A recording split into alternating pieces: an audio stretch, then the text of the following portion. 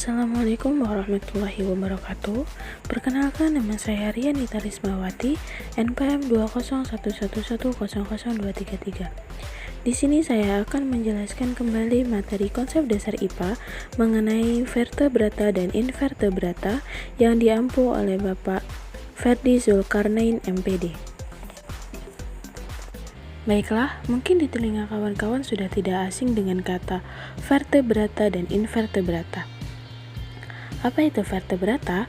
Vertebrata merupakan hewan bertulang belakang, sedangkan invertebrata atau avertebrata adalah hewan yang tidak memiliki tulang belakang.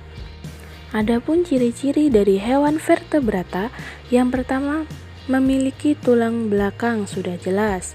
Yang kedua, memiliki susunan saraf yang terletak di tulang belakang dan berpusat di otak. Yang ketiga, memiliki pelindung otak berupa tengkorak. Yang keempat, sebagian besar hewan vertebrata berkembang biak dengan cara generatif atau kawin. Yang kelima, hewan yang bernapas menggunakan insang dan paru-paru.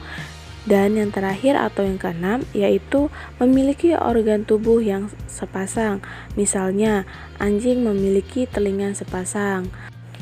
Baiklah, untuk yang selanjutnya yaitu ciri-ciri hewan invertebrata atau avertebrata. Yang pertama sudah jelas, hewan invertebrata atau avertebrata adalah hewan yang tidak memiliki tulang belakang. Yang kedua, struktur tubuhnya sederhana. Yang ketiga, berkembang biak secara generatif dan vegetatif.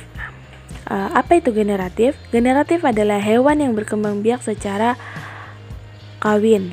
Sedangkan vegetatif adalah hewan yang berkembang biak dengan cara tidak kawin.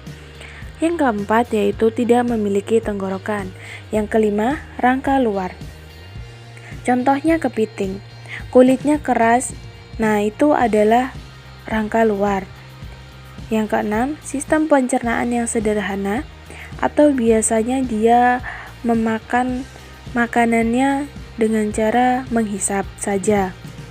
Yang ketujuh, susunan sistem saraf di atas saluran pencernaan itu artinya kepalanya berdekatan dengan perut. Baiklah, untuk yang selanjutnya saya akan memberikan beberapa contoh dari hewan vertebrata dan invertebrata. Nah, yang perlu kalian ketahui, ternyata hewan vertebrata itu jenisnya dibagi menjadi beberapa bagian atau terdapat pengelompokannya. Yang pertama, Pisces. Pisces adalah ikan-ikanan atau segala ikan dapat disebut Pisces. Yang kedua, reptil. Reptil atau hewan melata. Contoh dari hewan melata misalnya ular, iguana, buaya, dan komodo, dan kura-kura. Yang kelima atau yang terakhir yaitu aves. Aves yaitu burung atau unggas. Unggas adalah hewan yang memiliki sayap. Contohnya seperti burung, kecuali kelelawar. Kemudian yang selanjutnya yaitu jenis-jenis dari hewan invertebrata. Hewan invertebrata dikelompokkan menjadi dua kelompok, yaitu insekta dan vermes. Insekta adalah jenis-jenis serangga, dan sedangkan vermes adalah cacing-cacingan. Ini pengertian secara umumnya. Namun jika diuraikan kembali, ternyata terdapat 8 filum hewan invertebrata. Apa itu filum? Filum adalah sejenis kelompok hewan. Baiklah, untuk filum yang pertama yaitu Annelida. Annelida mempunyai rongga tubuh yang sebenarnya dilapisi oleh epidermis yang disebut protoneum. Ada saluran pencernaan tubuh terbagi ruas-ruas yang disebut matameri, contohnya yaitu cacing tanah. Yang kedua, Arthropoda atau hewan berbuku-buku. Arthropoda merupakan filum terbesar dari dunia hewan, mempunyai anggota tubuh yang berluas, tubuhnya bilateral, simetris, terbungkus oleh kitin, contohnya kepiting dan kupu-kupu. Yang selanjutnya yaitu Echinodermata. Echinodermata merupakan hewan yang kulitnya berduri, contohnya yaitu landak laut. Kemudian Molluska. Molluska tubuhnya bilateral, simetris, tidak berluas, mempunyai cangkok dari CaCO3, tubuhnya lunak, Contohnya cumi-cumi, bekicot. Nah, kemudian yang selanjutnya Nemathelmites. Cacing berbentuk bulat panjang atau giling kedua ujung luncing. Hidup secara kosmopolitan, tidak berruas-ruas, triploblastik, bilateral, simetris. Contohnya cacing perut pada manusia.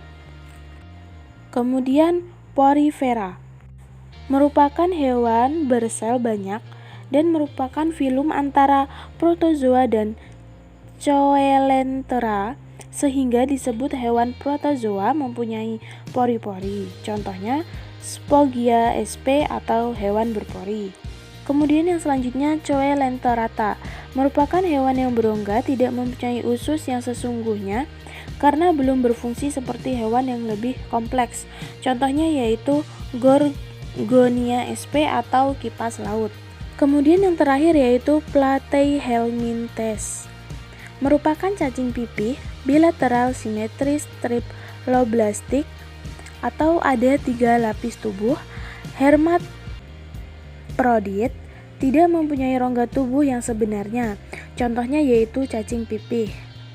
Mungkin hanya itu yang dapat saya sampaikan, kurang lebihnya saya mohon maaf. Saya Siri, wassalamualaikum warahmatullahi wabarakatuh.